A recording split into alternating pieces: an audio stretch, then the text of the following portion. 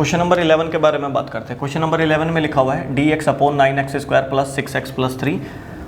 आप इसको 3x square का स्क्वायर पढ़ सकते हो, इसको √5 का स्क्वायर पढ़ सकते हो, पर आप इसको x² प्लस a² नहीं पढ़ सकते, क्योंकि बीच में ये 6x आ गया ना। अब यहाँ पे प्रॉपर्टी अप्लाई करने के लिए 6x गड़बड़ कर रहा है। तो पिछले वाले क्वेश्चन की तरह इसको परफेक्ट स्क्वायर में कन्वर्ट करना पड़ेगा, होल स्क्वायर में बनाना पड़ेगा। इसको होल स्क्वायर में बनाने के लिए अब आपको ध्यान रखना है कैसे करना है। देखो अभी हम होल स्क्वायर के बारे में बात करते हैं, ठीक है। अभी क्वेश्चन के बारे में बात नहीं करते, अब हम होल स्क्वायर के बारे में बात करते हैं। एक बार मैं होल स्क्वायर निकालना पहचान लूँ, होल स्क्वायर कैसे कंपेयर करते हैं। पिछले वाला तो सिंपल था ना, उसमें साफ साफ दिखाई दे रहा था, इसलिए पकड़ लिया था हमने इसको।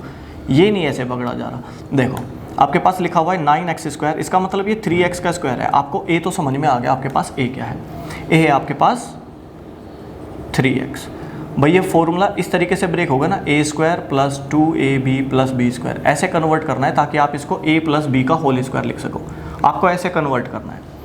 ये स्क्वायरिंग है तो ये a² में लेट कर लिया मैंने। यहाँ पर कोई स्क्वायरिंग नहीं है, इसलिए मैं इसको कंपेयर करूँगा 2ab से। ध्यान से समझो, इस 5 से अभी मुझे कुछ लेना देना नहीं, क्योंकि कॉन्स्टेंट तो आपस में बैलेंस हो जाते हैं। हम कोई भी टर्म जोड़ घटा सकते हैं, इसमें से निकाल सकते हैं, बचा सकते हैं। कंपेरिजन चल रहा है। देखो अभी ये वाली टर्म a² में कंपेयर की जाएगी, तो इसको लिख दिया मैंने 3x, यानी कि मुझे a पता चल गया, a तो 3x होना चाहिए।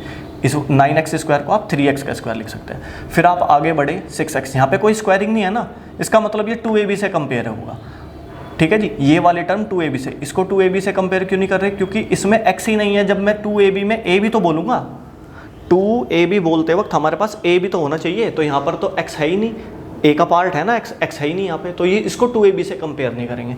अब मैं 2ab को कंपेयर कर रहा हूँ 6x से, 2ab इक्वल्स टू 6x, जबकि मुझे a की वैल्यू पता है 3x, तो 2 into 3x into b equals to 6x। 6 से 6 गया, x से x गया, तो b की वैल्यू बच जानी चाहिए 1। अच्छा, तो ये 2ab कंप्लीट लिखा हुआ है, 2 इंटू a, और b मैंने पहचान लिया 1 है। अब इसको कैलकुलेट करके देखो 6x ही आएगा। तो ये बनते चल रहा है a² प्लस 2ab, b मैंने पहचान लिया, b है 1 का स्क्वायर। अब मैंने यही जोड़ दिया और यही घटा दिया, और ये +5 पहले से ही लिखा हुआ है। बताओ जी, अब ये सब कुछ मैं रफ कर देता हूँ। बताओ जी, अब आपको ये चीज़ समझ में आई क्या कि हम इसको परफेक्ट स्क्वायर में कैसे कन्वर्ट कर रहे हैं।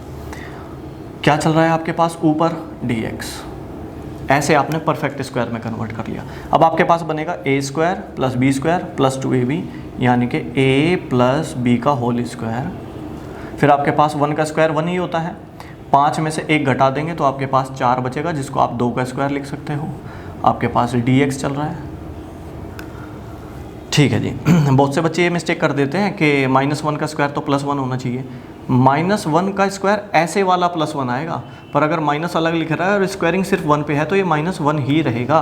ऐसी मिस्टेक ना करें प्लीज़, ठीक है जी। आगे बढ़ते हैं अब। तो अब मैं ये फ्री ऑफ कोफिशिएंट में कन्वर्ट करना है, ये तो मुझे साफ साफ दिखाई देगा, ये x² प्लस a² में है तो आ गया, पर ये फ्री ऑफ कोफिशिएंट होना, फ्री ऑफ कांस्टेंट होना चाहिए। तो मैं यहाँ पर लिख लेता हूँ कि 3x प्लस 1 को मैं लेट कर लेता हूँ t, डिफरेंशिएशन करेंगे 3x का 3, यहाँ पर dx आ जाएगा, क्योंकि अब इसकी बहुत प्रैक्टिस हो रही है, डिटेल से बताने की ज़रूरत नहीं है। dx इक्वल्स टू 1/3 dt में लिख देते हैं हम, तो यहाँ पे मैं बाहर लिख दूंगा 1/3 ये dt, नीचे आपके पास t² प्लस 2 का स्क्वायर। अब ये तो बहुत सिंपल केस बन गया। आपको ये तो पता है ना कि अगर आपके पास हो, ये मैं सिर्फ प्रॉपर्टी लिख रहा हूँ, आपको नहीं लिख के दिखानी, समझाने के लिए लिख रहा हूँ। dx upon x² plus a² हो तो ये प्रॉपर्टी अप्लाई होती है 1/a tan inverse x upon a plus c। अब इसको ऐसे कंपेयर करके, इसको इससे कंपेयर करके मैं वैल्यू डाल रहा हूँ। 1/a लिखना है, a मेरे पास 2 है, ओके जी। बाहर 1/3 चल ही रहा है, ओके जी। फिर लिखना है tan इनवर्स, फिर लिखना है x, मेरे पास x की वैल्यू t है, अपॉन में लिखना है a की वैल्यू 2 है, प्लस c। वैल्यू डाल देते हैं जो पता है। अब मुझे किसकी वैल्यू पुट करनी है, सिर्फ t की वैल्यू पुट करनी है। आपके पास आ जाएगा 1/3, और ये 1/2 पहले से ही है, जिसको आप 1/6 पढ़ सकते हैं। tan इनवर्स t की वैल्यू है 3x plus 1 divided by 2 plus c। This is your final answer.